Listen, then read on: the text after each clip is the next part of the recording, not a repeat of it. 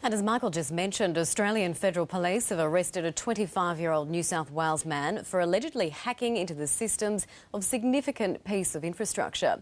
For more, Andrew Green joins us now from Canberra. Andrew, good morning. Good morning. Now, this is a serious compromise of security. What do police know about the hacker?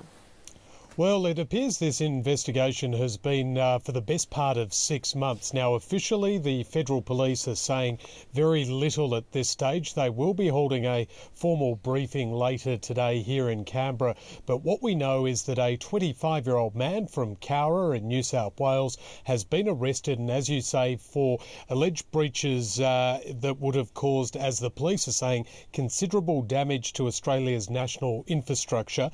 And what we learned today from a report in the Fairfax newspapers is this concerned one of the 12 servers being used as part of the initial trials of the contentious National Broadband Network, the NBN. Now, of course, we know the NBN's used to political attacks, but hacking attacks is a new development that we haven't heard about. And these alleged activities concern this one server that potentially could have caused a lot of considerable damage, according to the Australian Federal Police. Now, they're telling the Herald newspaper that there was no breach of any of the private information on the NBN network, but potentially this could have caused a lot of damage. Of course, we will know a little bit more in the morning, but it does sound like a fairly significant breakthrough for federal authorities.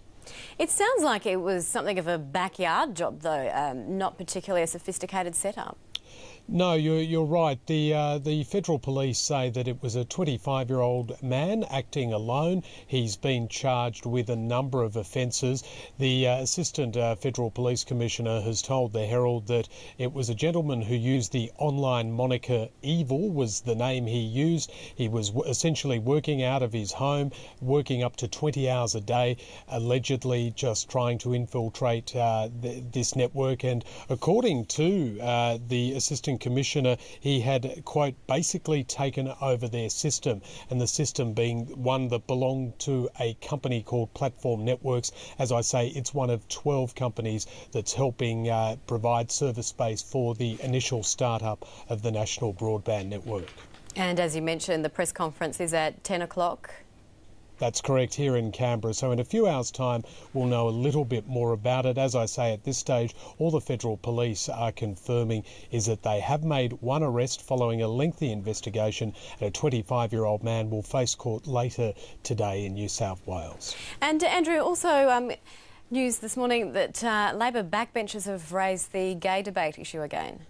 That's right. Concerning the contentious issue of gay marriage, this is, of course, something that has been occupying a lot of debate within the caucus of the Federal Labor Party.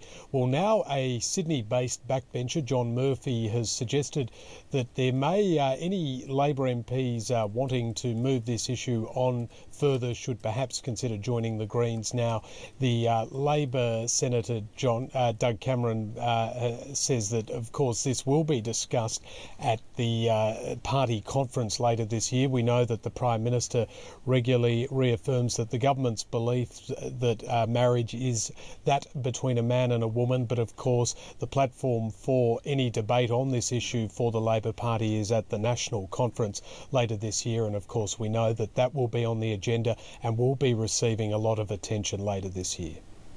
Indeed, we'll see what comes out of the national agenda there on the gay marriage debate. Thanks very much for that. We'll speak to you again soon. Thanks, Andrew.